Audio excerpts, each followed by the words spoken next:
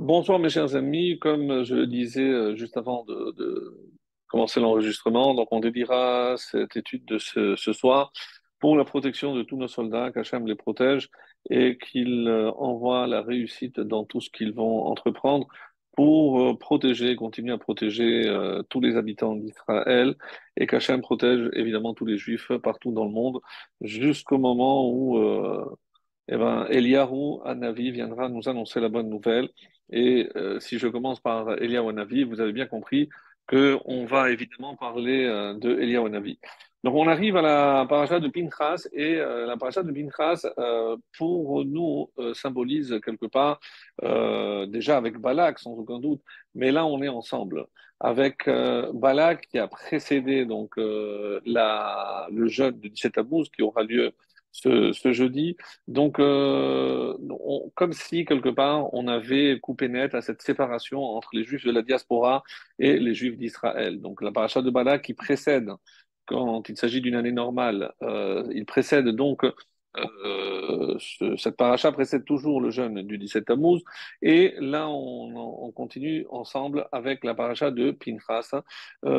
C'est vrai que, comme ça va être le début des 3 semaines, la Haftara ne sera pas la Haftara qui correspond à cette paracha, mais comme on a rarement l'occasion de la lire, donc j'ai commenté, je vais essayer de faire un petit commentaire pour essayer de comprendre un peu mieux, évidemment, de quoi il s'agit.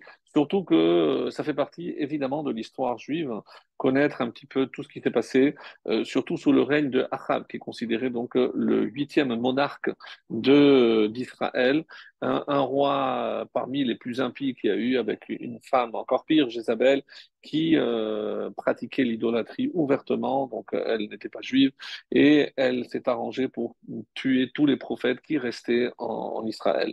Donc, mais avant cela, on va commencer si vous voulez bien, avec une paracha très riche, parce que nous assistons ici à la suite de la fin de la paracha de Balak, où on a vu les agissements de celui qu'on appelle Pinchas le zélé. Et c'est vrai qu'on n'a pas une bonne traduction parce que on ne sait pas comment traduire le mot canaille. Canaille, c'est pas vraiment de la jalousie, c'est pas comme on dit Hachem, quel cana. Hachem est un Dieu jaloux. Évidemment qu'il ne peut pas être jaloux, puisque la question qui est posée aussi dans la Gemara par un Romain lui dit, mais je comprends pas, on peut être jaloux entre deux rois, mais comment le roi du monde peut être jaloux? Alors c'est pour ça que cette traduction ne correspond pas au sens véritable qu'on peut donner. Mais malgré tout, donc, on va essayer de comprendre quelle a été l'action, la réaction de Pinchas. Comment se fait-il que Moshe est resté sans réaction devant un acte aussi grave où on voit un prince d'une tribu, Zimri ben Salou, cohabiter avec une Moabite qui était Cosbi bat Tzur et on va voir que Pinchas va prendre un Romar, va prendre une épée, une lance, et il va les transpercer tous les deux. Ça, c'était la fin de la paracha de la semaine dernière. Donc, où on avait déjà présenté cet acteur, le Pinchas. Pourquoi? Parce qu'on nous a dit, Vayar Pinchas ben Elazar ben Aharon à Cohen. Donc, on sait qui est Pinchas, c'est le fils de Elazar. On sait que Aharon avait eu 4 enfants. Nadav et Avihu sont morts sans se marier. Itamar, on ne parle pas beaucoup de lui, on ne sait pas qui était sa femme. Et El-Hazar, ben voilà, donc on sait que Pinchas est le fils de El-Hazar. Ce qui va être extrêmement dérangeant, et c'est une question qui revient évidemment très souvent, donc la fin de la paracha, donc c'est lorsque il suivit l'homme hébreu qui n'est pas cité, donc il n'y a pas le nom dans la fin de la paracha de semaine dernière. Nous, on sait que c'est Zimri ben Salou. Dans l'attente, il l'avertit ainsi que la femme qu'il s'apprêtait à les tuer pour leur acte. Et miraculeusement, Zimri et Cosbi ne purent pas se dégager l'un de l'autre. Ça fait partie des 12 miracles qui ont eu lieu lors de l'action de Pinchas. Car alors, il aurait été interdit à Pinchas de les tuer sans procès. Donc, il ne pouvait les tuer que s'ils étaient en pleine action. Et c'est pour ça que quand il avait aussi l'obligation de les avertir, et malgré tout, donc, ils n'ont pas pu se séparer. Miraculeusement, il les a transpercés tous les deux avec sa lance, l'homme hébreu par son organe reproducteur et la femme de même par son organe génital. Zimri n'appela pas à l'aide. D'autres miracles, parmi les 12, c'est que Pinchas, ça c'est le midrash qui complète et que je vous lis, Pinchas a soulevé les deux, il les a transpercés par sa lance, ils ne glissèrent pas, un ange souleva l'entrée de la tente pour que Pinchas puisse les amener en dehors, dans la condition où ils se trouvaient, pour que tout le monde puisse les voir, afin qu'il soit évident pour tous qu'il les avait tués à bon escient.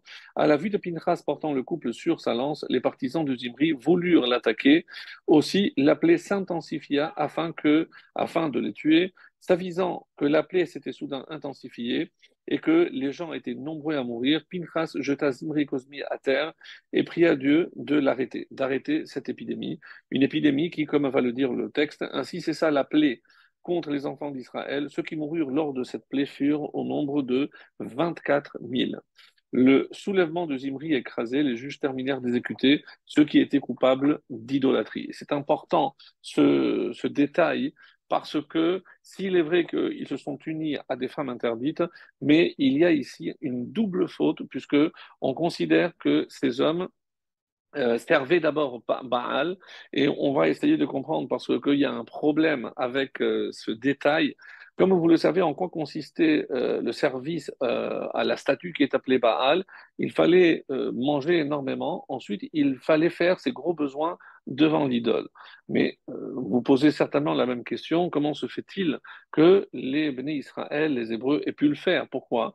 Rappelez-vous, ils n'avaient que, comme nourriture que la manne et ils n'avaient pas de déchets. Donc, ils ne pouvaient pas servir le Baal. Donc, même si ils ont fait semblant d'eux, mais il n'y avait pas de possibilité de faire réellement cette Avodazara. Et on va voir que c'est une discussion entre Moshe et Pinchas. Est-ce que véritablement Moshe avait oublié? Et c'est curieux parce que dans cette paracha, Moshe va oublier aussi un autre détail. C'est lorsque, en plein milieu de la paracha, avant de commencer avec les fêtes, eh ben, il y a des 5 filles, 5 femmes, puisque si on considère qu'elles sont 5 et que le père était mort 38 ans avant, donc elles avaient au moins 40 ans pour la plus jeune, donc au moins entre 40 et 80 ans. Et curieusement, on dira que ces filles-là, on parle bien sûr des filles de Tselophrad, ne se sont jamais mariées. Très étonnant. Pourquoi elles ne se sont pas mariées? Alors, il y a une réponse très, très intéressante. Oui, les filles de Tselophrad, qui ne se sont jamais mariées, je disais, et on va essayer de comprendre pourquoi. Et même lorsqu'elles viennent pour revendiquer une part dans l'héritage, on va lire, je vais vous lire quelques textes où la question qui se pose, mais une fois que le père était mort, il faisait partie de la génération qui de toutes les façons devait mourir dans le désert, donc qui va hériter de la terre? C'est certainement pas ceux qui sont morts. Ceux qui sont morts ne peuvent rien revendiquer, sauf les descendants de ceux qui étaient morts. Alors oui, mais elles ne peuvent pas venir revendiquer au nom de leur père, puisque il ne revient rien au père, parce que le père devait de toutes les façons mourir dans le désert, et il est mort d'ailleurs dans le désert, mais il y a 38 ans. Donc, au nom de quoi elles revendiquent maintenant une part d'héritage, vu que leur père n'avait pas eu de garçon, il n'avait eu que 5 filles. Donc, et là aussi, Moshe nous étonne par sa réaction et il va dire, attendez, je dois consulter Hachem puisque je ne connais pas la réponse. Donc, de là, qu'est-ce qu'on voit? C'est que en l'espace de pratiquement 2 parachiotes, Moshe est confronté à 2 problèmes pour lesquels il n'a pas de solution. Et il devra attendre que Dieu lui dise. Quand Pinchas vient aussi se présenter devant Moshe, il dit Moshe, c'est toi qui nous as enseigné que Abo El Aramite, celui qui s'unit avec une Goya, eh ben, Kanaim Pogimo. Donc, s'il y a quelqu'un de vraiment qui s'oppose ouvertement à tout ce qui est une rébellion contre Dieu. C'est comme ça qu'on peut mieux traduire, mais parce que qu'on n'a pas de véritable mot à part zélé, mais qui ne retranscrit pas tout le contenu du mot Kanaï. Et donc, Moshe dira à Pinchas, puisque c'est toi qui t'es rappelé de la halakha, alors à toi de l'appliquer. Et c'est effectivement. Alors, il y en a qui disent que parce qu'il était lui aussi concerné.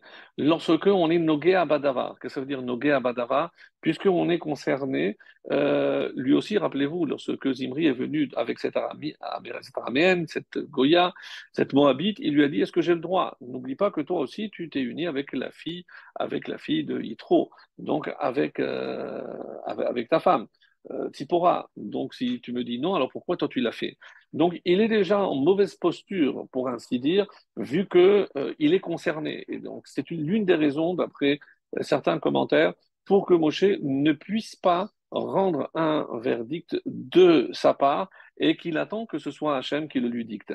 De l'autre côté, là aussi, pour l'héritage, lui savait aussi qu'il n'allait pas rentrer. Donc, lui était touché par le même problème. Et n'oublions pas que s'il s'agit, comme la vie générale le tend à le dire, qu'il s'agit des filles de Tselophrad, que Tselophrad était celui qui était mort parce qu'il avait ramassé des bouts de bois un jour de Shabbat, et donc Moshe a dû le condamner à mort. Donc il est aussi un peu gêné du fait que c'est lui qui a causé la mort donc, de cet homme, évidemment par ordre divin, cela ne fait aucun doute, mais malgré tout, il était gêné maintenant de se trouver devant ces filles-là qui avaient perdu leur père et qui venaient revendiquer une part dans la terre d'Israël. Donc voici un peu ce qu'on peut dire sur ce point. Maintenant, la question sur laquelle j'aimerais me pencher, c'est la récompense. La récompense de Pinchas. Pourquoi? Parce que, je vais juste lire les premiers versets. Donc, Hachem parle à Moshe en disant Pinchas ben Elazar ben Aharon à Cohen. Et là, on est très étonné, puisqu'il y a trois versets. On a dit qui était Pinchas, on a dit exactement la même chose, Ben Elazar ben Aharon. Donc, on ne comprend pas pourquoi, et ça, c'est tous les commentateurs qui se penchent sur cette question, pourquoi on a dû rappeler la généalogie de Pinchas. On vient de le citer, donc on n'a pas besoin de le rappeler, on n'a pas oublié de la fin d'une paracha au début de l'autre. Et donc, qu'est-ce qu'il a fait? Ben Aaron à Kohen, Reshiv et Ramati. Donc, je vais traduire directement, détourna ma colère des enfants d'Israël, comment? En me vengeant, Bekano et Kinati, avec zèle parmi eux.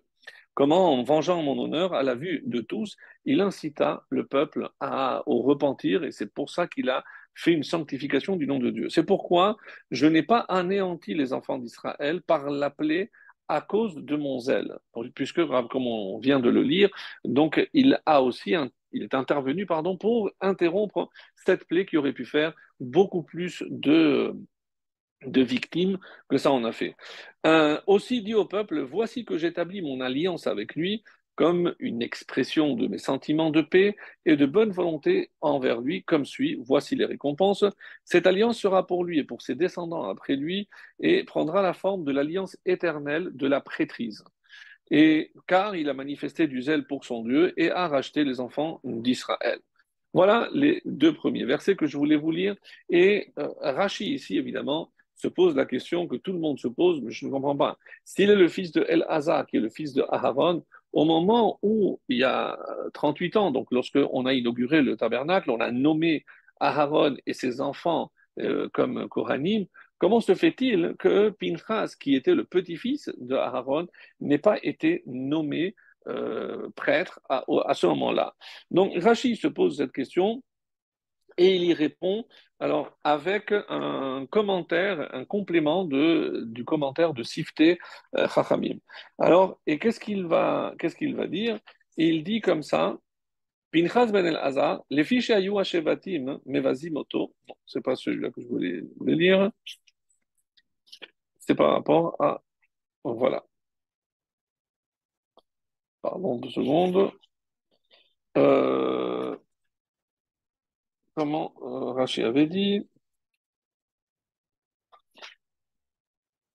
Voilà. Berit keunat olam, dit Rashi. She'afal pi shekvar nitna keuna les shel Aharon. Donc, bien qu'on ait déjà donné la prêtrise à tous les descendants de Aharon, l'onitna cette prêtrise n'a été donnée qu'à Aharon ou Banav, shenim shechu imo, qui ont été loin en même temps que lui, Ultoldotehem sheyolidu achar amshachatan, et uniquement aux descendants qui sont nés après que eux aient été loin. Or, il rajoute, Aval Pinchas, Pinchas nolad kodem lachen. Pinchas était déjà né, était certainement en bas âge, et velo nimshach lobab lichlal keuna adkan. Et il n'était pas considéré comme Cohen jusqu'à présent. Comme c'est marqué, c'est dans le traité de Zevachim, Kuf Aleph, lo nitkahen Pinchas ad sheharago les Imri. Quand est-ce qu'il a été nommé Cohen Pinchas? Uniquement lorsqu'il a tué Zimri, comme on vient de le décrire. Et voici ce que rajoute le Sifteh Chachamim, très intéressant. Ve'im tomar, lama lo nimshach Pinchas kemoshe nimshachou Aaron ubanav. Alors, je ne comprends pas. S'il fallait qu'il soit loin, mais il était déjà là, il était vivant, il était déjà né. Pourquoi il n'a pas été loin en même temps que Aaron et ses autres enfants? D'accord, peut-être que c'était le premier des petits-enfants, mais il était déjà né. Donc, comment se fait-il que lui n'est pas considéré comme Kohen et que tous ceux qui vont naître par la suite le seront? Et il répond, Veyesh le taretz, c'est la proposition du Sifteh Chachamim, Shebeotozman Ktanaya, qu'à ce moment-là, il était petit, donc il n'était pas apte au service. Ve'en moshrin katan. Et il y a une règle qu'on ne peut pas oindre quelqu'un qui est mineur, qui était petit. Mais qu'Asher na'asa gadol, et une fois qu'il a grandi, lo shayach le moshro, ben, il n'y a pas lieu maintenant de le oindre. Ve'delo nimshechu Aaron ubanav, ela keshe nimshach hamishkan. Pourquoi? Parce que une fois que Aaron et ses enfants, ses 4 enfants, ont été oints au moment de l'inauguration du Mishkan, donc aval nimshach oto acharkar, donc on ne pouvait pas maintenant refaire une cérémonie pour oindre que Pinchas tout seul, lo itachen, et ça c'est cité au nom du Maharal, le Gour Aryeh, donc le commentaire du Maharal sur Rashi, qui rapporte cette explication. Et voilà donc ce que l'on peut dire, pourquoi Pinchas n'était pas Cohen au moment des faits. Alors, est-ce que tout le monde est d'accord avec cette posture? Non. Il y en a qui disent que oui, il était Cohen, parce que s'il était là, pourquoi imaginer, donc ça c'est un avis, mais pourquoi dire qu'il n'a pas été roi en même temps que les autres? Il était déjà né, il était déjà là. Donc pourquoi ne pas le nommer Cohen? Donc, mais si je dis qu'il a déjà été nommé Cohen, j'ai un problème. Pourquoi? Parce que comment maintenant Dieu le récompense en Berit Kemunat Olam, avec une alliance éternelle de la prêtrise. Mais s'il a déjà été roi, donc pourquoi le lui redonner? Donc, que ce soit d'un côté ou de l'autre, on a un vrai problème qu'on va essayer de résoudre, Bezrat Hashem. Donc, si vous restez accrochés, et on va évidemment trouver une solution. Alors, lorsque le Ibn Ezra nous dit par exemple qu'il faut rappeler que à ce moment-là, pourquoi on a rappelé, et on va commencer par répondre à cette question, pourquoi on a rappelé la généalogie? Et parmi les différentes réponses que nous propose, donc si je vous lis Rashi, et c'est se basant évidemment sur le Midrash, pourquoi on répète Pinchas ben Elazar ben Aaron Kohen? Donc ça, on le savait. Les filles, et c'est au nom du Sifri, du Tanhuma, le Midrash Tanhuma, et aussi dans le traité de Sanhedrin, à la page 82b. Les filles, Shayu Ashvatim Bevazinoto. Toutes les tribus l'humiliaient, le méprisaient. Pourquoi? Har item ben putizé. Est-ce que vous avez vu cet énergumène chez Pitem Avi Immo Hagalim la Avodat Kochavim? Deux opinions. Qui était la femme de El-Hazar, le fils de Aharon, donc le père de Pinchas? Donc il a épousé, selon un avis ici, une autre fille de Yitro. Et qu'est-ce qu'il faisait Yitro? Rappelez-vous, il engraissait les veaux pour servir à la Avodah Zarah. Mais comment celui-là, dont le grand-père a servi des idoles, il vient maintenant donner des leçons et tuer notre prince? Alors, Ve'arag Nessi Shevet mi-Israël, il se permet de porter la main sur un prince d'Israël. Les filles Harba Katuv, Ve'ichaso Achara Haron. Et c'est pour ça, pour nous rappeler que, oui, si tu considères d'un côté, mais n'oublie pas qu'il est aussi le petit-fils de Aharon. Dans la Gemara, ça va beaucoup plus loin. Parce que même si tu prends Aharon, Mais qu'est-ce qu'on a reproché à Aaron? Rappelez-vous, c'est lui qui est l'instigateur du veau d'or. Donc, c'est pire encore, parce que si je prends Pinchas, d'un côté, j'ai quelqu'un qui a engraissé des animaux pour l'idolâtrie, et si je prends de l'autre, à Aaron, c'est lui qui a confectionné le veau d'or auquel le peuple finira par se prosterner. Donc, comment un descendant pareil avec des ascendants tels que nous venons de les décrire, comment il se permet une telle réaction? Voilà, c'est ce qui est dit. Donc, et certains disent non, puisque d'après ce qui est écrit ici, chez Pitem, Avi Imo Agalim, la Avodat Zara, la Avodat Kochavim, c'est certain, et c'est pour ça que Rotzelomar, Dishne Devarim, soit je dis que c'est Ben Pouti, Rotzelomar, Ishto Shel Elazar Haïtam Mishpachat Yitro. Donc, elle était de la famille, ça c'est Sifteh Chachamim qui complète. Ve'avi Apitem Agalim La'avodat Elim, oui, comme Rashi l'avait expliqué dans la paracha de Vaïra. Ou alors, chez Arag Nassim Israël, Ve'ha Denakat Rashi, chez Pitem Avi Agalim La'avodat Elim, lave les mêmes de Pshitale les Rashi de Avi Imo Aya Misera Yitro. Donc, c'est pas sûr que sa mère était une descendante de Yitro. Et la Nafkaou, et la Chadanakat, qui s'affecte hu im em imo aita misera yitro ou avi imo. Est-ce que c'est la mère ou la grand-mère? Donc il y a un doute, donc c'est misera. Et c'est pour ça qu'il dit. Et un autre avis nous dit que il s'agit de Yosef. Sa femme descendait de Yosef. Alors on ne comprend pas tellement comment on peut reprocher qu'il descende de Yosef. Donc ça reste vraiment un mystère. Comment, en fait, ce qui ressort de ce passage, c'est que on a voulu se moquer et on a voulu même porter atteinte. Donc sachez que même les Malachim ont voulu porter atteinte à Pinchas après ce qu'il a fait. N'oublions pas qu'il l'a fait devant son maître. Il y avait Yoshua aussi. Donc, de quel droit il s'était permis et il s'était, en quelque sorte, érigé, lui, en maître pour appliquer une sanction d'un tel ordre. Alors, puisque nous parlons, et aujourd'hui c'était la Hiluna de Dior Haïm Akadosh, Rabbi Haïm Ben Attal, Tzadik Livracha, donc lui il dit que quand on analyse l'action de Pinchas, il y a trois facteurs déterminants pour montrer son désintérêt absolu. Si Ken est atzmo, donc si jamais Zimri, on se retourne, on l'avait vu, et il aurait pu se défendre, et il aurait pu le tuer. Donc il s'est mis en danger parce qu'il aurait pu se défendre. Deuxièmement, Shumma Chashava Acheret. La seule pensée qu'il avait, c'était les Shem Shamayim. Il ne pensait nullement ni à lui, ni parce qu'il avait quelque chose contre Zimri Ben Salou, certainement pas. Donc son action était complètement désintéressée. Et enfin, Loasa Baseter. Et il aurait pu faire ça en cachette et sortir en catimini. Non, il est sorti, comme on a dit, parmi les 12 miracles, il les a sortis, la tente s'est soulevée pour qu'il puisse passer pour que tout le monde le voie. Mais il s'était mis en danger, il savait que tout le monde aurait pu, à ce moment-là, se venger d'avoir tué leur prince.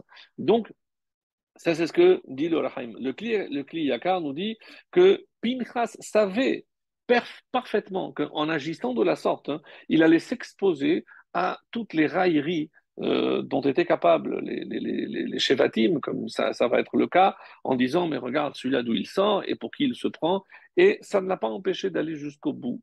Mes amis, lorsque on sait qu'on a une bonne intention et qu'on doit faire quelque chose dans la vie, il ne faut pas s'arrêter à ce que les gens diront ou ce que les gens feront. Parce que si on est déterminé, alors évidemment, je ne parle pas de prendre la justice par sa main, chas shalom, mais d'une manière générale, quand des fois on est un peu découragé parce qu'on a peur de la réaction d'un tel ou d'un tel.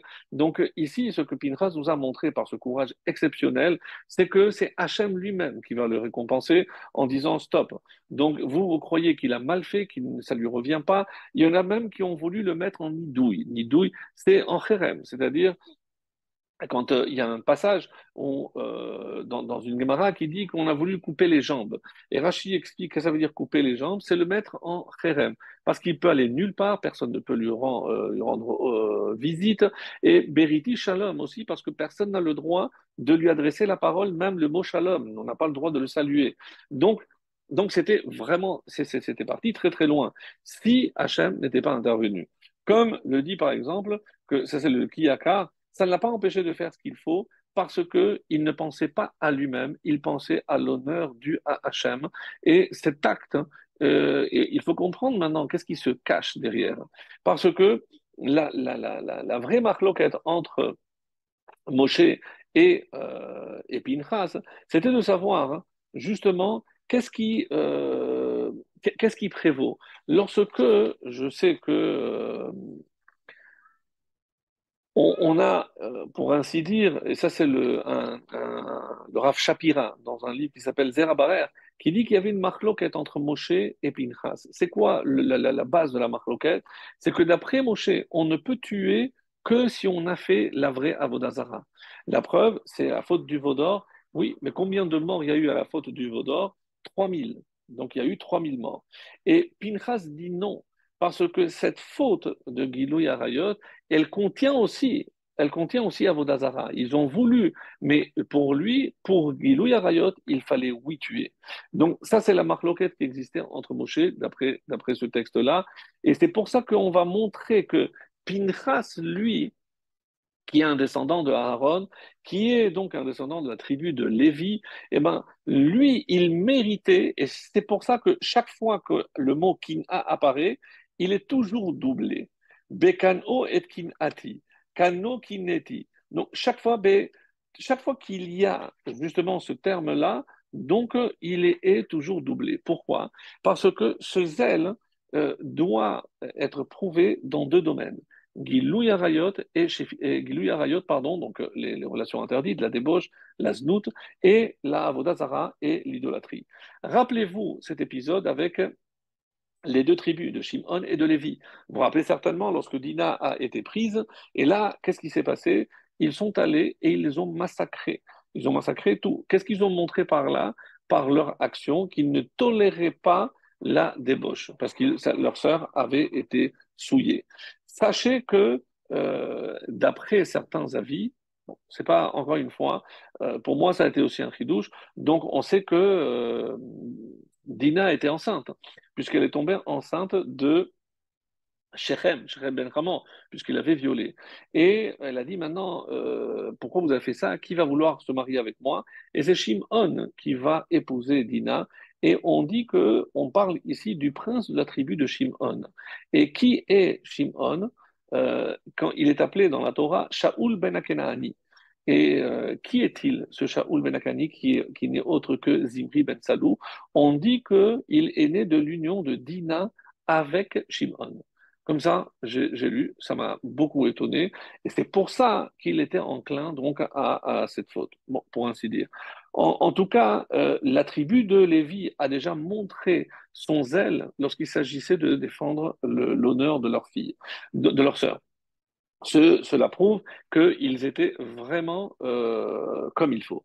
Par la suite, au moment où on va voir la faute du veau d'or, Moshe intervient et il demande Mil Hachem Elai, celui qui est avec Hachem, qu'il vienne avec moi. De quoi il s'agissait? Il fallait maintenant tuer tous ceux qui s'étaient rendus coupables de la faute du veau d'or, d'idolâtrie. Et qui est venu, qui a répondu présent? C'était la tribu de Lévi. C'est-à-dire par là, la tribu de Lévi a montré que eux, eh ben, ils étaient aussi contre la Avodazara. Et du coup, où est la tribu de Shimon? Pourquoi Shimon, qui était intervenu auprès de Dina, ne joue pas son rôle jusqu'au bout? Et c'est pour ça que lorsque les 24 000 qui avaient été tués de Shechem, donc c'est comme s'ils avaient porté une accusation devant Hachem. Hachem, comment tu as permis à Shimon et Lévi de nous tuer, alors que regarde, Shimon ne méritait pas parce que il n'est pas un vrai canaille, il n'est pas un vrai zélé. La preuve, c'est que lors de la faute du Vaudor, il n'est pas intervenu. Donc, écoutez bien, qu'est-ce qui s'est passé? Comme on l'a lu à la fin de la paracha de Balak, il y a eu 24 000 morts. 24 000 morts de quelle tribu? De la tribu de Shimon, dira le Midrash. Et pourquoi? Parce que vous avez tué ces 24 000 alors que vous n'avez pas le droit, parce que vous n'êtes pas des vrais Canaïm. Et donc c'est pour ça que malheureusement la sanction, la, la, la, la, la, la- la conséquence de cet acte qui n'était pas justifié, eh ben, sera que eux aussi vont perdre maintenant 24 000 hommes. Et par quelle faute? Eux, ils ont voulu défendre Dina pour défendre la débauche. Eh bien, eux, ils vont tomber dans la débauche et ils vont finalement perdre 24 000 personnes. Donc, un peu Mida Keneged Mida. Donc, il y a une justice et c'est comme ça qu'on explique ce chiffre de 24 000. Alors, par ailleurs, donc si je voulais continuer un petit peu donc sur cette lancée et essayer de comprendre maintenant une autre explication parce qu'on a un vrai problème. Un vrai problème, c'est rapporté dans le traité de Brachot 32 et je vous le dis de vive voix pour gagner du temps. Et là-bas, il y a marqué Kohen she'arag et nefesh lo issa kapav. Donc, un Kohen qui a causé la mort de quelqu'un, il ne peut plus faire Nessiat Kappaim, il ne peut plus bénir. Et là-bas, il y a une grande discussion entre Maran, Rabbi Yosef Karo, et le Rama. Le Rama, lui, il se montre un petit peu plus souple, c'est très rare, et il dit, s'il a fait Teshuvah, eh ben, il peut reprendre. D'après Maran, c'est-à-dire pour les Sfaradim, si quelqu'un a tué, pourquoi? Parce que comment tu vas utiliser les mains pour bénir, alors ces mains qui ont tué?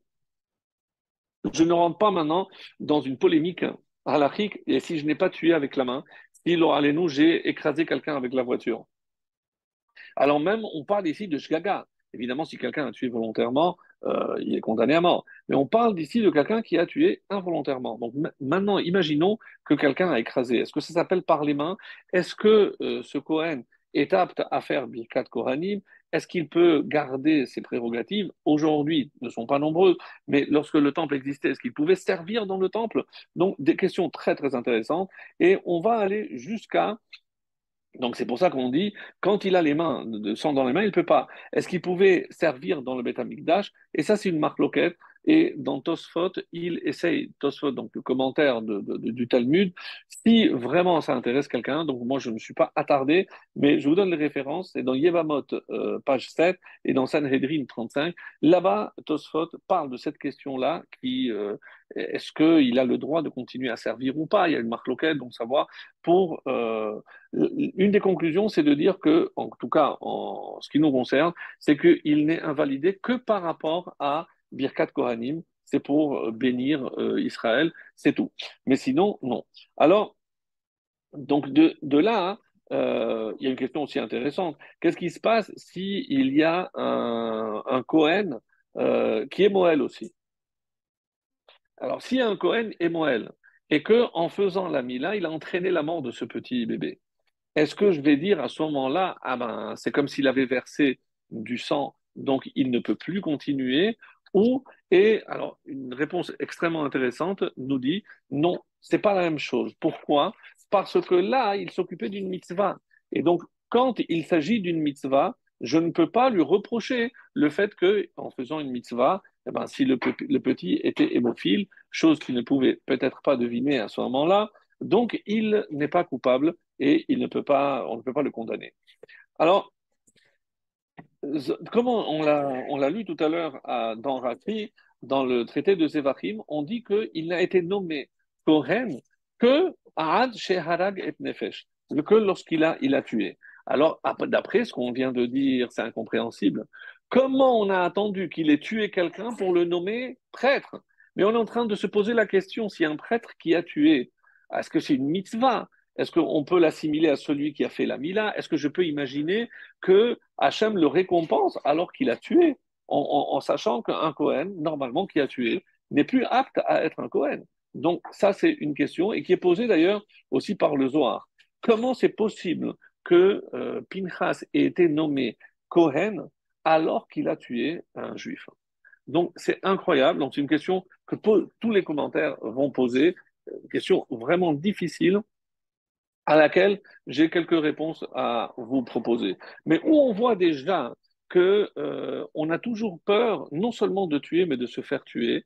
C'est déjà, rappelez-vous, avec Yaakov, lorsque le texte dit, je vous le lis, Vayira Yaakov, mais od vayetzerlo. Donc il a craint, il a eu très peur. De quoi? Rachid nous donne cette explication très belle au nom du Midrash. C'est parce qu'il avait peur ou qu'il soit tué ou qu'il ait à tuer. Alors, mais la question est simple. Si quelqu'un vient te tuer, tu as le droit de le tuer. Oui, mais qu'est-ce qu'il savait? Et ça, c'est le Khatam Sofer qui donne une réponse magnifique. Pourquoi il avait peur? Parce qu'il savait que s'il devait tuer quelqu'un, il avait du sang dans les mains, il ne pourrait plus construire le temple. Vous avez entendu? C'est la raison d'ailleurs pour laquelle, une des raisons pour laquelle David Ameller n'a pas pu construire le temple, parce qu'on dit que comme il avait fait les guerres, il avait les mains pleines de sang. Donc il avait cette peur en lui, Yaakov, et c'est pour ça qu'il avait peur de tuer. Alors on parle ici de construire le temple. Imaginez donc évidemment à plus forte raison, et un texte magnifique hein, de Pirkei de Rabbi Eliezer nous dit qu'il le savait déjà depuis le début. Parce que Yaakov, hein, quand vous vous rappelez, il a pris cette pierre hein, et il a trouvé une seule pierre au moment où il s'est réveillé, formée par toutes les autres pierres. C'est Pirkei de Rabbi Eliezer, le chapitre 35, la fin du chapitre 35. Et on dit, il l'a posée comme une stèle au centre de ce lieu-là, et de l'huile descendit pour lui du ciel qu'il versa dessus. Rappelez-vous, on a posé la question quand il a versé de l'huile, d'où il a eu cette huile, donc elle est descendue du ciel. Il a versé l'huile sur son sommet, comme c'est marqué. Qu'est-ce que a fait Akadosh Baruch Hu, le Saint béni soit-il? Il étendit son pied droit et enfonça la pierre jusqu'au fond des abîmes. Il en fit la clé de voûte de la terre, tel un homme qui pose la clé de voûte, Even Shtia, dans une coupole. C'est pourquoi on l'appelle la pierre de soutènement. Et on dit car elle est le nombril de la terre et toute la terre se déploie à partir d'elle. Et au-dessus se tient, qu'est-ce qu'il y a au-dessus de cette pierre? Le palais de Dieu, c'est-à-dire le Beth Amikdash. C'est-à-dire que la pierre qu'il avait obtenue en se réveillant, là où Hachem l'a enfoncée, elle va servir à construire le Beth Amikdash. Donc il avait trop peur que ça puisse être annulé par le fait qu'il ait à tuer. Donc ça c'est Pierre de Rabbi Eliezer qui nous le dit. Le Rizkouni nous donne aussi un exemple magnifique. On dit une alliance éternelle de prêtrise. Pourquoi? Le Rizkouni nous dit que le mot shalom est coupé. Donc, en tout cas, dans les livres, dans les Sifrei Torah et chez les Sfaradim et Ashkenazim, pas chez les Temanim. Temanim, le vav est complet. Ils n'ont pas cette tradition. On coupe le vav. Donc, si on coupe le vav, il reste yud. Donc, je lis shalim. Shalim, c'est 300. 30, 10 et 40, c'est 380. Et à quoi ça correspond, dit le Chiskouni? C'est le nombre de grands prêtres. Alors écoutez bien, parce qu'on ne parle pas ici que sa descendance va être des Kohanim, ça va être constitué de Kohanim de prêtres. Non, que des grands prêtres. Et attention, parce qu'un grand prêtre, c'est pas. Il y a eu 80 pendant le premier Beth Amikdash, le premier temple, et 300 durant le deuxième temple. Et tous étaient descendants de Pinchas. Donc quelque chose d'incroyable. Alors, vous savez par exemple la différence entre un Kohen Gadol et un Kohen normal. Et par exemple, c'est concernant les lois de deuil. Un Kohen, on dit que il peut se rendre impur pour ses proches. Pourquoi? Parce que même en étant Cohen, il reste, son père reste son frère, sa femme, etc. Mais comment expliquer que par rapport à un Cohen Gadol, même pour ses parents ou ses proches, donc il n'a pas le droit. Et on explique que le Cohen Gadol, c'est comme un malach. C'est-à-dire qu'il est arrivé à un niveau où il n'a plus de lien avec ses proches, puisqu'il se déconnecte. Même son père n'est plus son père, sa mère n'est plus sa mère. Donc, à qui il doit le fait d'être Cohen Gadol? Eh ben, si je ne dois plus à mon père, parce que le fait d'être Cohen, c'est mon père, mais là, je suis Cohen Gadol. Et à qui je vais maintenant attribuer le mérite d'être un Cohen Gadol? À Pinchas. Par l'acte de Pinchas, cet acte qu'il a fait, c'est grâce à cet acte-là. Donc, c'est pas grâce à une personne. Et c'est pour ça que lorsqu'on parle d'une récompense, on ne peut même pas mesurer l'étendue d'une telle bracha sur tant de générations où tous les Kohanim Gedolim descendront de Pinchas. Quelque chose véritablement d'incroyable. Alors, je disais aussi que pour la halakha concernant un Kohen qui est Mohel, alors si c'est pour une mitzvah, il n'y a pas de problème. Mais qu'est-ce qu'on appelle une mitzvah? C'est par un bet din. Donc, est-ce que je peux dire que lorsque Pinchas va tuer Zimri et Cosbi, est-ce qu'il a eu l'accord et le consentement de son maître Moshe?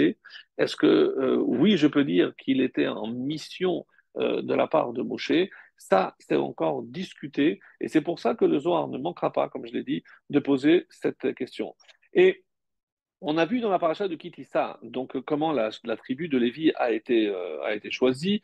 Et il y a aussi un point très intéressant au niveau, un commentaire de Rashi sur Shir HaShirim qui nous dit que les cinq tables, c'est un commentaire qu'on avait déjà vu, qu'il y a donc une correspondance entre les cinq de droite et les cinq de gauche.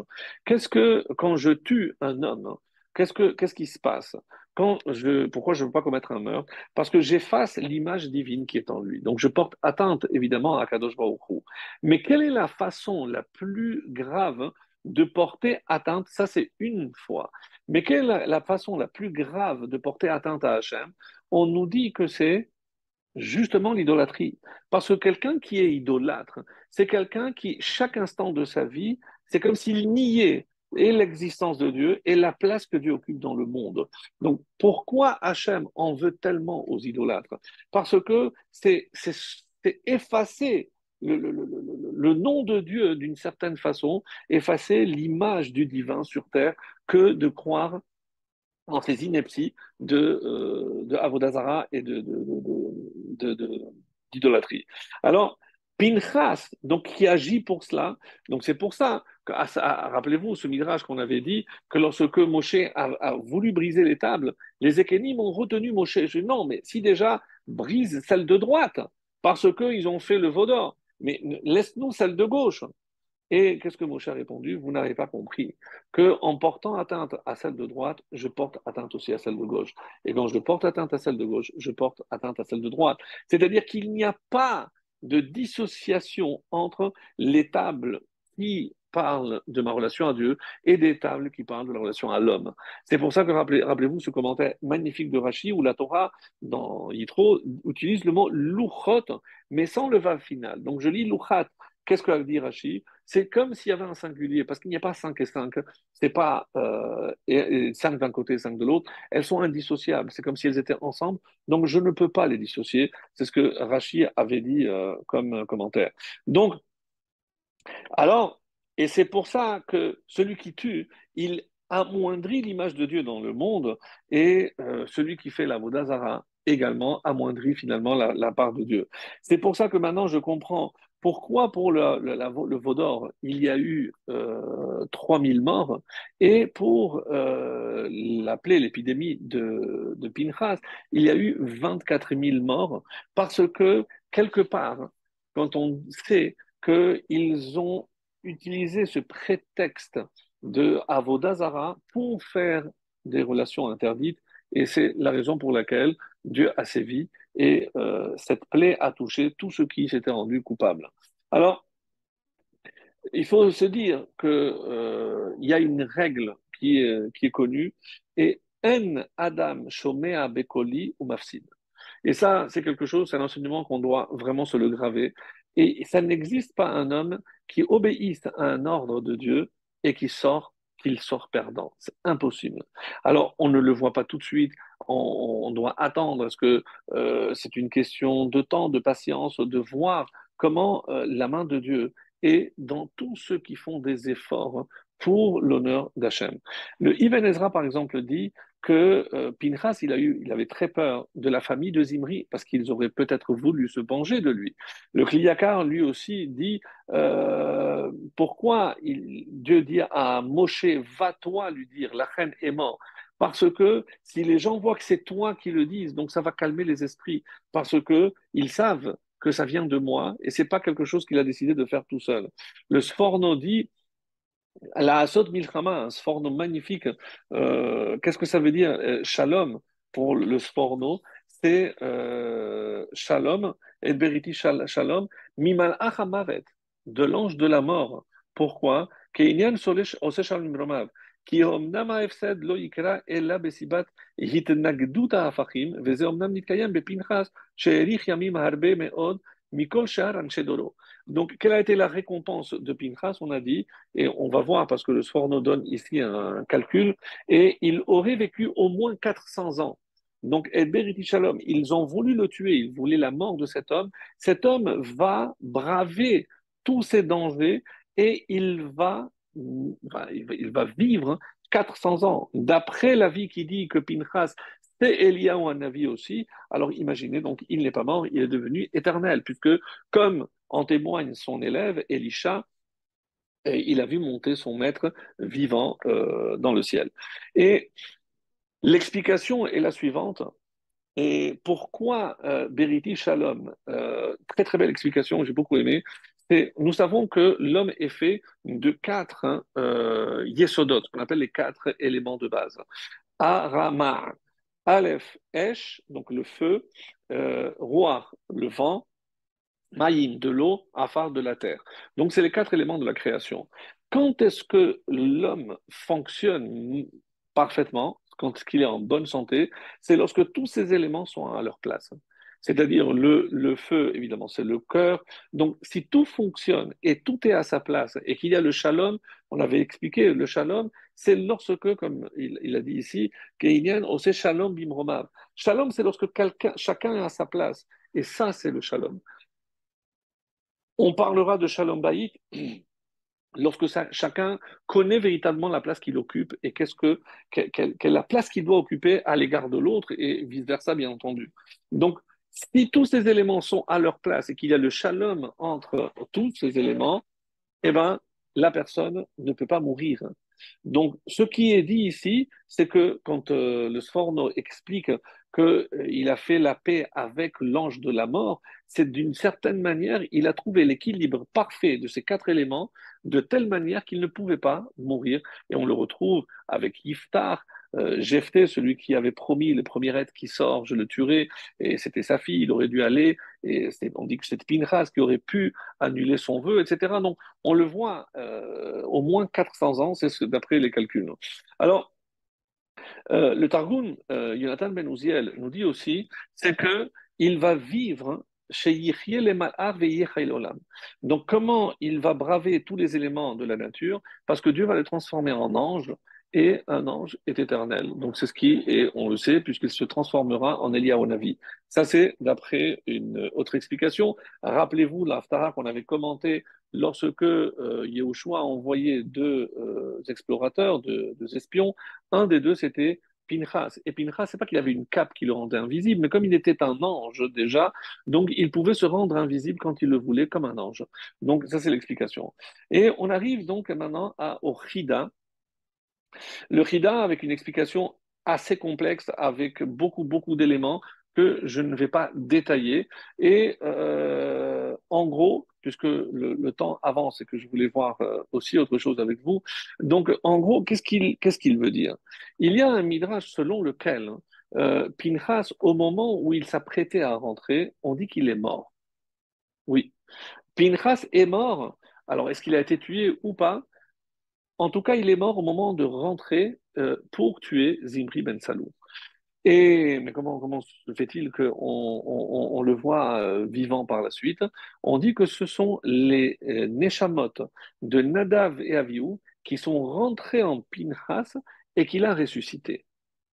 La question maintenant qui se pose, maintenant, et vous comprenez où veut aller le Chida. Le Chida, il apporte des preuves, des Gmarot un peu trop complexes, la vérité, je les ai préparées, mais c'est trop long. En tout cas, une chose est certaine, ce qu'il en ressort de là, et c'est par rapport à un personnage qui s'appelait Rav Kahana, et parce qu'on se pose souvent la question, Rav Kahana, je vous rappelle, c'est celui qui a été tué au moment où, avec son collègue, il fêtait Pessah, et il s'est levé et il a tué Rav Kahana. Il a dit, il a ressuscité. Il lui a dit l'année prochaine, on va faire. Je dis, non, non, une fois le miracle, pas deux.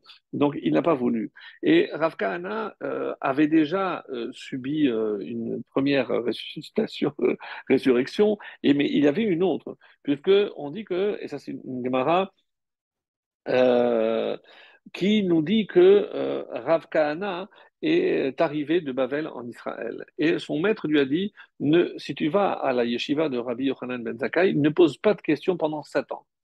Bon, alors, il est arrivé et quand il est entré dans Beth Amikdash, il n'y avait pas Rabbi Yochanan, il y avait son beau-frère qui était Resh Lakish et il donnait tous les enseignements de Rabbi Yochanan. Et à chaque fois qu'il parlait, Rav Kahana, il a dit, bon, ça c'est pas le maître, donc j'ai le droit. Il posait des questions excellentes, etc. Il s'est dit, c'est impossible. Il a couru vers son beau-frère, il lui a dit, écoute, il y a un lion qui est arrivé de Babel, il faut que tu le vois. Il arrive, et quand il le dit, il y avait 7 rangées, il le dit, non, non, mets-toi à la première rangée. Et là, il fait son chiour, etc. Avkahana, devant lui, il ne pose pas de questions. Il dit, mais c'est un lion qui s'est transformé en brebis, qu'est-ce que tu m'as apporté là? Donc, et chaque fois, il a reculé, et il a reculé jusqu'au dernier rang, le 7e rang. Et là, Rav Kahana a dit, eh ben, euh, que soit comptée l'humiliation d'être recalé de chaque fois un rang, de 7 rangs pour cette année. Et il a dit, si Hachem accepte, maintenant je vais poser des questions. Et il a commencé des questions, etc., avec quelque chose d'extraordinaire. Il a dit, approche-toi, il est revenu, 6e rangée, donc 4e rangée. Il est devenu, et chaque fois, le maître était assis sur 7, on dit qu'il était sur 7 coussins, parce que, il fallait qu'il soit plus élevé. Chaque fois qu'il posait une question à Kana et que Rabbi Yochanan ne connaissait pas la réponse, il enlevait un coussin. À la fin, il y avait 7 questions, donc il se retrouvait au même niveau et il a dit, je veux voir à quoi il ressemble. Vous vous rappelez que Rabbi Yochanan, il avait des paupières qui le couvraient, donc ils l'ont aidé pour ouvrir les yeux et quand il a vu, il ne savait pas que Rav Kahana, il était très beau, mais il avait un bec de lièvre. Et lorsqu'il a vu, il a pensé qu'il se moquait de lui, qu'il rigolait. Et il a dit, si tu te moques, tu ne vivras pas. Pam, il est mort. Et voilà comment on arrive à l'enterrement de Rav Kahana. Et là, oui, cette histoire, c'est incroyable. Les élèves ont dit, mais vous vous rendez compte comment... J'ai dit, non, maître, il ne s'est pas moqué, il avait un défaut. Mais pourquoi personne ne me l'a dit? Venez, prenez-moi vite, il faut que j'aille au cimetière. Lorsqu'il a voulu rentrer dans le cimetière, à l'entrée du tombeau du Rav Kahana, il y avait un serpent et il ne laissait pas rentrer. Il dit, je suis le maître, après, il a dit, je suis l'élève qui vient voir son maître. Et là, le serpent est parti. Et il l'a pris la main et il l'a ressuscité. Et il a dit, je te demande pardon, je veux que tu reviennes. Fait non, mais qui me dit que ça ne va pas encore arriver, etc. Moi, je te promets que tu reviendras, etc. Et c'est comme ça qu'il a réussi à le convaincre et Rav Kahana est revenu. Donc, que ce soit par ce qui s'est passé à Purim ou par rapport à cette histoire, il y a toujours un doute dans la Gemara, si Kahana, c'est Kohen, est-ce qu'il était Kohen ou il n'était pas Kohen? Certains avis disent qu'il était Kohen, d'autres disent non, que c'est sa femme qui était Kohenet, et c'est pour ça qu'il a fait un rachat, etc. Donc, on n'arrive pas à savoir exactement qu'est-ce qui s'est passé. Et donc, et la réponse que nous propose le Chida à travers toute cette histoire, pourquoi il rapporte tout ça, c'est pour nous dire, hein, mes amis, que d'après la vie qui dit que Pinchas est mort, il a ressuscité, je peux même dire à ce moment-là que Pinchas, oui, a été loin avec Aaron, ses enfants et même son petit-fils. Pourquoi pas? Bon, même si le Sifter Hachamim m'a dit qu'il était petit, qu'il était jeune, peu importe. S'il est Cohen, il est descendant, il a été loin. Mais une fois qu'on meurt et qu'on ressuscite, eh ben, on perd la Keuna. Et donc, d'après le Chida, c'est comme ça qu'on peut expliquer le fait que quand il a ressuscité, Hachem le récompense en lui donnant encore une fois la Keuna, pas comme Rashi a dit, pas comme certains avis ont dit, mais parce que même s'il l'avait eu, il l'a perdu du fait qu'il soit mort. Et le Rama de Panon va encore beaucoup plus loin en disant que Rav Kahana, en fait, c'est le Gilgul de Pinchas. Puisque comme il est éternel et que Pinchas n'est pas mort, on dit que Rav Kahana, une fois, et ça encore, c'est encore une histoire euh, terrible, quand il avait toujours des bonnes réponses, une fois, il y a une femme qui a voulu le séduire. Et cette femme, c'était une Romaine, l'a accusé d'avoir voulu abuser d'elle. Qu'est-ce qu'il a fait Rav Kana? Il est monté et il s'est jeté. Il préférait mourir. Et au moment avant de tomber, on a envoyé Eliaonavi. Eliaonavi est venu pour le ramasser, pour l'empêcher de mourir. Il lui a dit, pourquoi tu me déranges? Il lui a dit, moi, je ne peux pas vivre comme ça. Et c'est comme ça qu'il l'a sauvé. Écoute, ne rentre pas dans ces polémiques. Et pourquoi il faisait ça? Parce qu'il était obligé, parce qu'il était très très pauvre, de vendre des petits, on dit que c'était comme des petits paniers pour les femmes. Et c'est comme ça qu'ils se sont retrouvés donc face à cette femme qui a cherché à le séduire, à croire que malgré son défaut, il est extrêmement beau. Et malgré tout, donc c'est comme ça qu'il s'est retrouvé. Et il lui a dit, pourquoi je suis obligé de faire ça? Parce que je suis pauvre. Et il lui a dit, Eliaonavi, t'inquiète pas, regarde, tourne là, là-bas, en bas, là-bas, caché, il y a un coffre d'or. Prends-le, tu n'auras plus de soucis, tu n'as plus à vendre des paniers, quoi que ce soit, et tu seras tranquille. Et le Rama de Pano nous dit, mais c'est quoi cette histoire? Pourquoi on revient sur Akahana qui est mort, qui a ressuscité? Le Rama de Pano nous dit qu'il s'agit ici de Pinchas. Et qui est cette femme qui a voulu le faire tomber? Justement, c'est le cas de le dire. On dit que c'était Cosbi Batso qui est venu pour se venger. Parce que tu m'as tué, maintenant je vais faire en sorte que toi tu te tues. Et comme Eliyahu était censé venir le protéger, et c'est pour ça que Eliyahu, qui est Pinchas aussi, eh ben, c'est une seule entité. C'est comme ça en tout cas que l'explique le Rama de Panon, une très très belle explication, qui nous dit que c'est comme ça qu'on peut comprendre certains passages du Talmud qui restent extrêmement, extrêmement obscurs si on n'a pas tous les éléments, comme c'est le cas ici, de voir comment c'est Rav Zera hein, qui avait voulu tuer Rav Kahana. Et donc c'est pour ça que finalement on a une vision beaucoup beaucoup plus élargie de ce qui s'est passé ici, d'après l'explication du Rama de Pano. Alors, avant de dire un mot sur les filles de Tselofran, donc j'aimerais revenir sur ce point de la Haftara, parce que qu'est-ce qui se passe ici? La Haftara, qui normalement aurait dû être lue à Pinchas, mais comme ça va être la première des 3 semaines, puisque c'est après le 17 Tammuz, c'est souvent le cas, sauf lorsque la paracha de Pinchas est lue avant les 3 semaines, donc c'est les années embolismiques, lorsqu'il y a 2 Hadar. Donc, et c'est une Haftara assez étonnante où il est question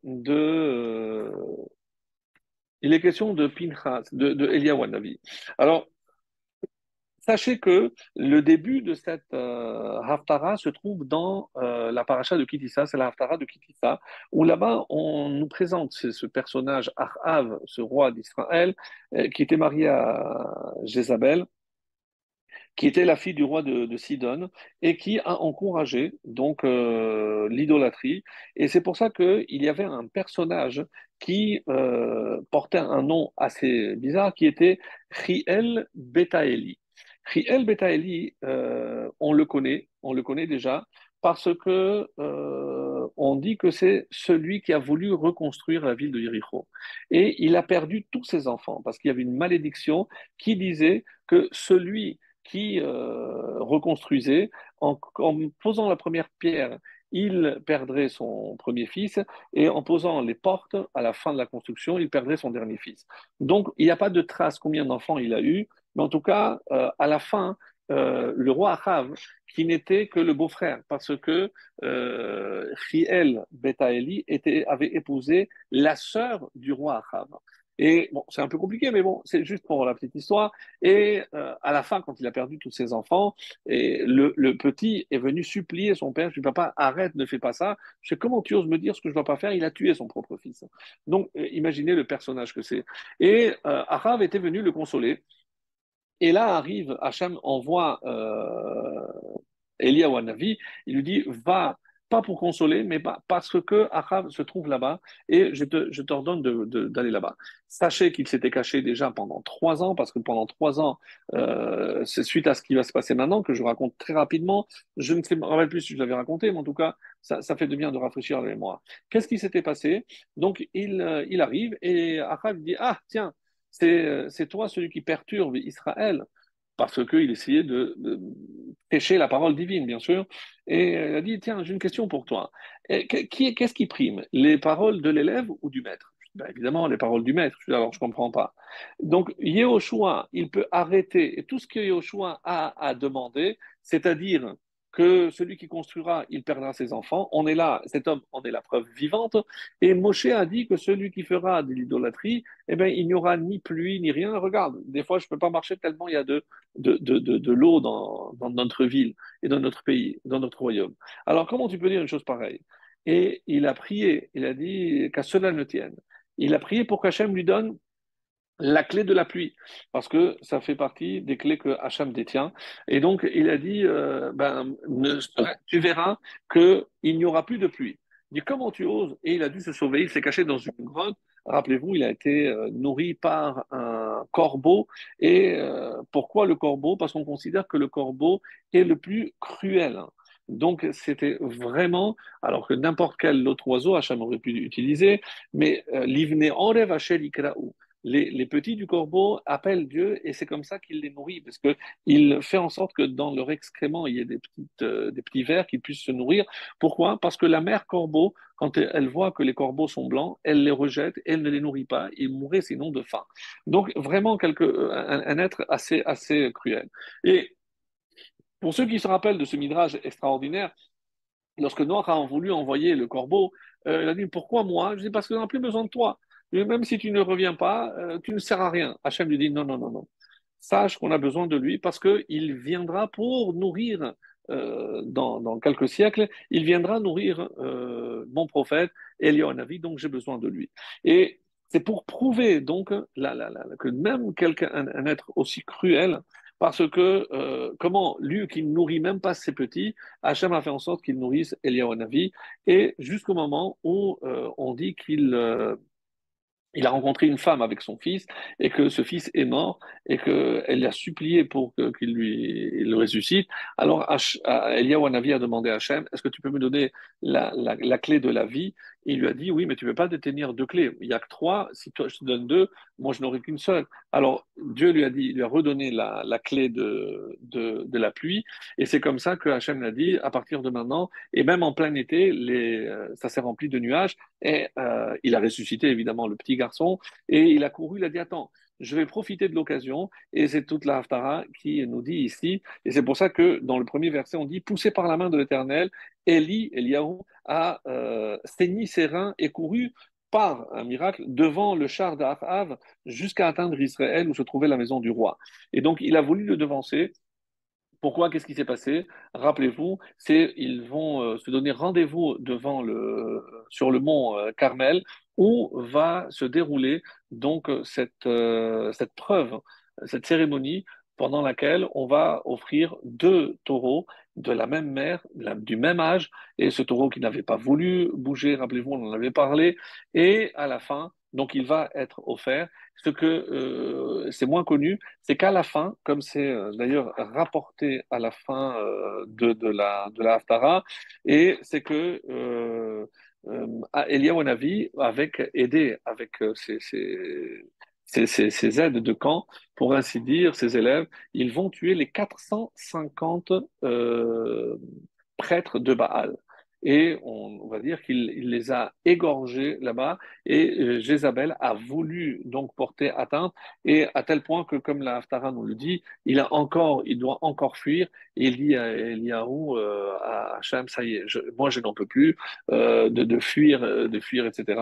Et c'est pour ça que Eliyahu va finalement nommer son élève, et cet élève ce sera Ve'et Yehu ben Nimshit Imshach lemelech al Israël, Ve'et Elisha, et Elisha ben Shaphat, et là c'est Elisha qui va être élu comme le disciple de Eliyahu Hanavi. Donc, pourquoi on dit tout ça? Parce que Eliyahu Hanavi, et on ne sait pas très bien si c'est une punition ou pas, mais il a dit, mais pourquoi tu insistes pour sauver ce peuple alors que, regarde, il a rompu ton alliance. Et c'est comme ça que c'est dit. Euh, donc je vous lis le 29e chapitre, très très beau, de Pirkei de Rabbi Eliezer, le chapitre de Rabbi Eliezer.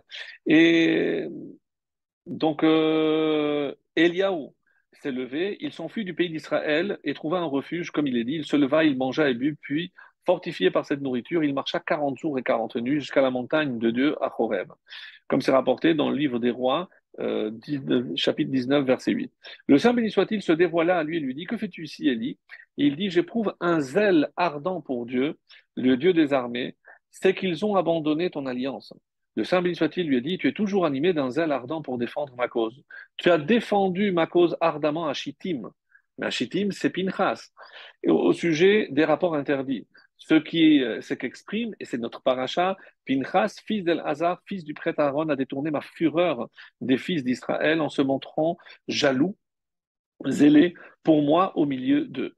Et ici encore, tu défends ma cause, donc avec les Baals. Par ta vie, il n'y aura pas de circoncision que tu ne vois de tes propres yeux, De ce fait, les sages ont demandé de préparer lors d'une circoncision un siège d'honneur pour l'ange de l'Alliance. Donc c'est le siège d'Eliaou Navi. Comme il est dit, voici que j'envoie mon ange, il déblayera la route devant moi et soudain arrivera dans son temple le maître que vous réclamez et l'ange de l'Alliance que vous désirez. Dieu d'Israël envoie le Messie, c'est le prophète Malachi, de notre vivant pour nous consoler, pour renouveler notre cœur, ainsi qu'il est dit, il ramènera le cœur des pères vers les fils et le cœur des fils vers leur père. Il y a maintenant sur ce point-là une discussion de savoir si est-ce que c'est une accusation contre Eliyahu Hanavi ou au contraire une récompense. Si comme tu t'es donné tellement de mal pour remettre le peuple sur le droit chemin, eh ben, je vais te récompenser et tu pourras assister à toutes les brites milotes jusqu'à que tu puisses désigner celui qui sera finalement le vrai Messie. Et donc ça c'est si je dis que c'est une récompense. Mais comme on peut lire ça comme une accusation parce qu'il a accusé le peuple d'avoir abandonné l'alliance. Et l'alliance, c'est pas uniquement la Torah. Il y en a qui disent que c'est l'alliance, c'est la Brit Mila. Ben, tu verras, et à ce moment-là, c'est plus un châtiment.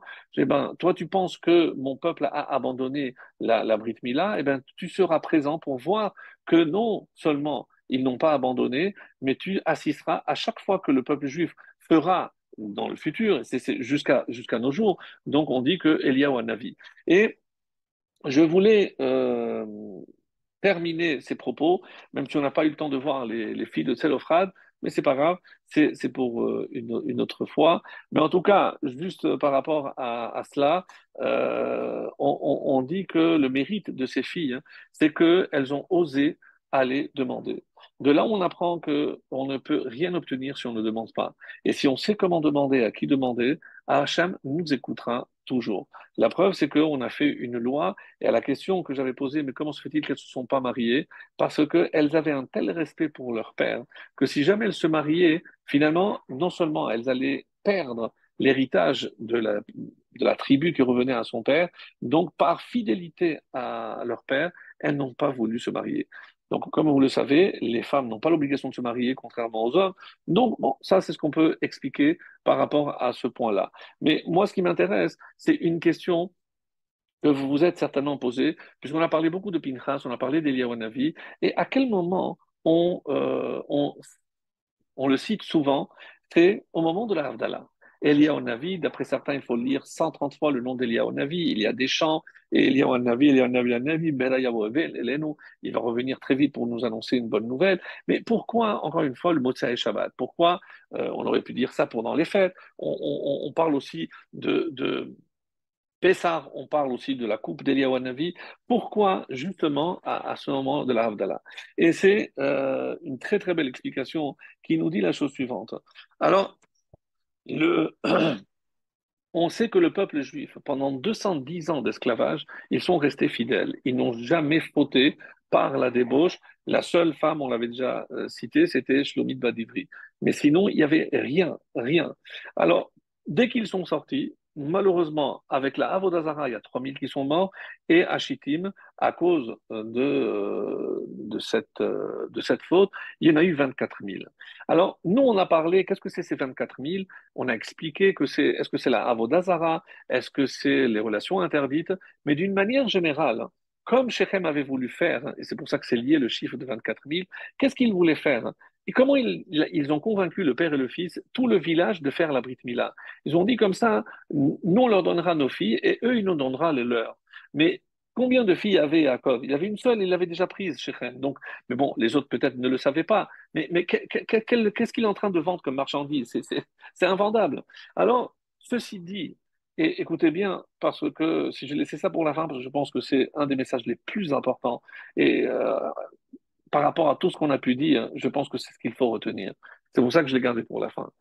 Qu'est-ce que ça veut dire qu'on va mélanger nos filles avec leurs fils, nos filles avec leurs fils et vice-versa? C'est-à-dire, c'est en quelque sorte, c'est ce qu'on appelle communément l'assimilation. C'est lorsqu'on commence à se marier entre nous.